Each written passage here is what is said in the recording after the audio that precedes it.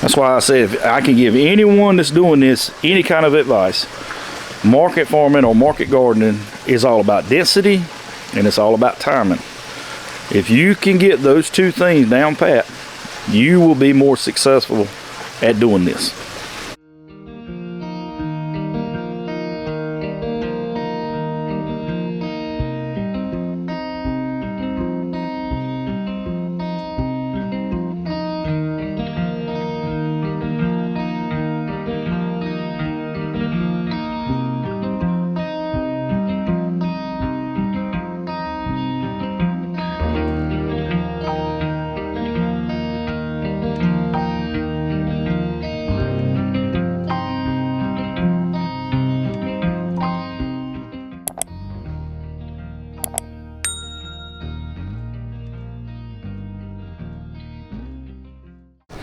Good morning, guys. Welcome back to Lick Branch Farms. It is a very cold, as you can see from the intro, it is a very cold Thursday, February the 20th here in Central North Carolina. And in today's video, we are going to be talking about some vegetables that we need to get ready to go out into the main garden. And I'm going to show you the process we use for that. But I want to give you a shot of everything that we got inside of the hydroponic greenhouse, starting with the Swiss chard. This is the next planting of lettuce. This is new red fire, myrrh, and then we got some Tropicana over here. This is the newest plant of arugula. Me and Jace just did that yesterday. This is our red tabby spinach, which is starting to get ready to bolt, so we're going to be getting rid of it pretty soon. This is green spinach, and it's bolting too. You can see how it's growing straight out. But this is our next planting of spinach coming on, and I've actually got a couple more plants in the NFT nursery trays inside the barn that we're going to be transplanting also. Curly kale, lacinato kale. This is the next harvest of lettuce. We got Tropicana and myrrh and a little bit of magenta. This is the next plant of bok choy. Me and Jace just put that in here yesterday. We got some beet greens, and these things are looking beautiful, but the problem with this is in the wintertime they grow extremely slow, so we may start harvesting on them by the next market. I'm not sure yet. This is about a 3-week-old bok choy, 2 to 3 weeks, and this is Swiss chard also, and that's kind of leftover kale.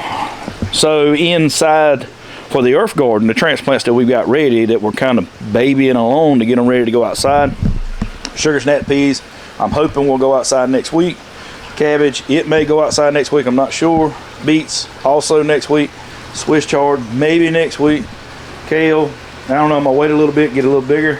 This is Sun Gold cherry tomatoes, cabbages, golden beets, Torero tomatoes. These are slated to go in that tunnel over there. Hopefully next week. We got some more work we're going to be doing in that tunnel today too, so I'll carry you in there in just a minute. All these are cucumbers. These guys I don't think are going to make it. Collards, kohlrabi, which I haven't decided yet where we're going to put this in the earth garden, or if I'm going to put it in the NFT system, because I've grown it in here before and it grows amazingly well. Broccoli for plant sales, some more broccoli I need to transplant, and that's pretty much it. Okay, so not only do we grow spinach in the hydroponic system, in the NFT system, we also grow it for the earth garden outside. We grow it in tunnels too also, but for spring, you know, this is going to get us through the winter into the early spring, and then that's when we want to have a planting in the earth garden outside ready to harvest mid-April. You know, the spinach under the right conditions grows amazingly fast, 25-30 day crop. But germination has always been an issue for some folks, kind of like, you know, when we talked about the pepper seed germination. Spinach also is a little finicky because I mean, you could germinate spinach seeds at 45-50 degrees, honestly. I mean, it doesn't take any bottom heat. The way that I do it, and I'm gonna share that with you, is basically like we did the pepper seeds. We start them on a paper towel, wet paper towel, and I use these little bread trays or these little tins. You can get these for, you know, $1. But what I do is basically put them under a wet paper towel sitting on the bedroom floor of the house. No light, no heat, no nothing. And you can see the radicals starting to come out of it there. That's the red spinach. I think that's red. No, that's green. And this is the red spinach.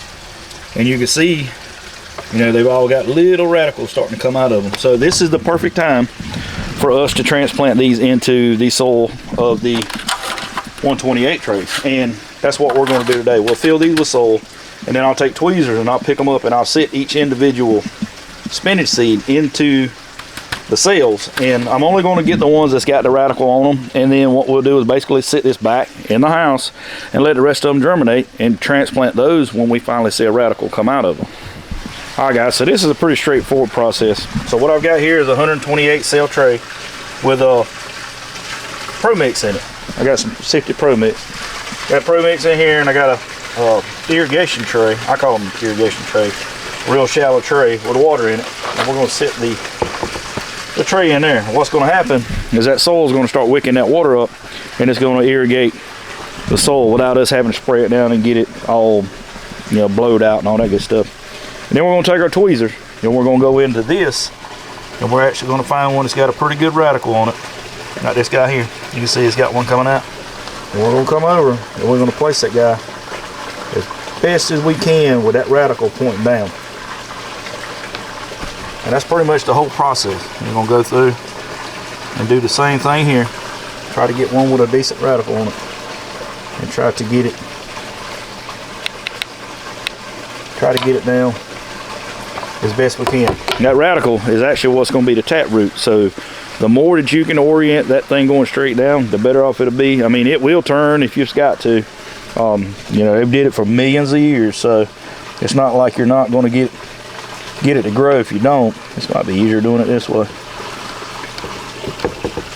Pick one up. You're going to get the radical. You're going to put it straight down like that. And then we're going to basically cover them up. And you might be saying, well, that sounds like a lot of work just for that, but you know, we make pretty good money on spinach. And it's really sought after because, you know, the markets that we go to, our customers come looking for fresh vegetables. They come looking for stuff that was harvested a couple days beforehand, you know, no more than 2 days. And when we go to market, our vegetables are harvested the day before. So when you go to market, you're buying vegetables that were cut less than 24 hours ago, so you can't get much fresher than that. So I'm gonna get done with this tray here. We're gonna get it labeled. We're gonna get it up to the house, and I'm gonna put it back in the bedroom and let it finish germinating. When we see some true leaves come off of it, we'll bring it back down here and we'll put it in one of these tunnels to get it ready to go outside. All right, so the other project we're gonna work on today, I got the tool in for these drip emitters, and I bought the punch where you can just get up there and punch the holes in it. But we're going to come through here today and we're going to get these emitters put in. I'm going to do 2 here, 2 in the center, and then 2 here. And basically they're going to sit just like you see them now, because we're going to have a plant at the end of each one, a plant in the middle of each one, and then a plant on this end of each one. So we can actually, you know, do the lines just like you see it. And they'll be coming out of this tube like this, and this stake will be going into that grow block. But you know, we won't get it all done. We will get all of these put in and get this ready, but then I got to get the irrigation part of it set up with the tank, and I'll put the tank on this side. So I kind of want to do some grading over there and get the tank set up, get the pump, get the lines and all that stuff put in. But just for the sake of the video today, we're going to get the emitters put into this line. And like I said, all of this will be permanent infrastructure moving forward, to where we could just pull the drip spike out of it, take the grow bag off, put a new bag on, and put that drip spike back into it. So, you know, we got to do this right so we don't have to redo it every year. As long as we flush it out and keep it from freezing, we should be fine.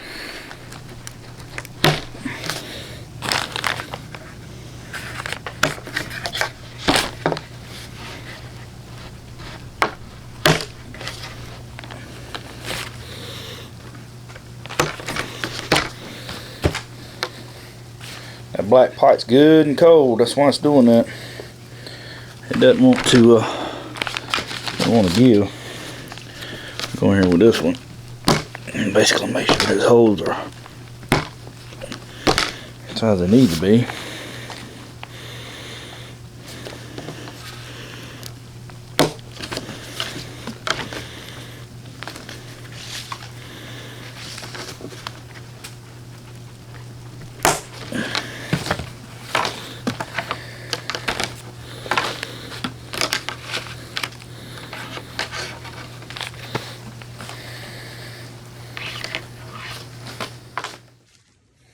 All right guys, to make a long story short, yesterday when I was filming that video, I brought the camera in this hot tunnel where it was hot, and that camera had been outside and it was cold and it fogged up, and I was never able to get the lens to kind of unfog. But I'm in here with my phone today. We'll go ahead and finish this thing up. But it's a good thing because the water line actually unthawed, and I got the irrigation running. I got the bags actually being inflated now. So I poked the drip spikes. You can see all the water's coming out. I poked the drip spikes in the bag. I got a 30 psi pressure regulator on it, and what I'm gonna do is run this on it for a little bit and start expanding these bags.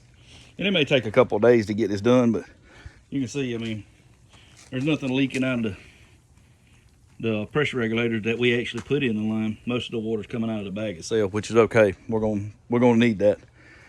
So we're gonna let these guys blow up, and hopefully mid next week we'll be able to plant tomatoes in here. So yeah, we're gonna wrap this video up, and it's probably gonna come out on Sunday, but be looking for the next one where we probably more than likely will be putting tomatoes in this tunnel if we get a good warm spell. Like I said, we're gonna be putting up with 20-degree nights for the next 2 or 3 days, and I definitely don't want to put them out here and take a risk of losing them.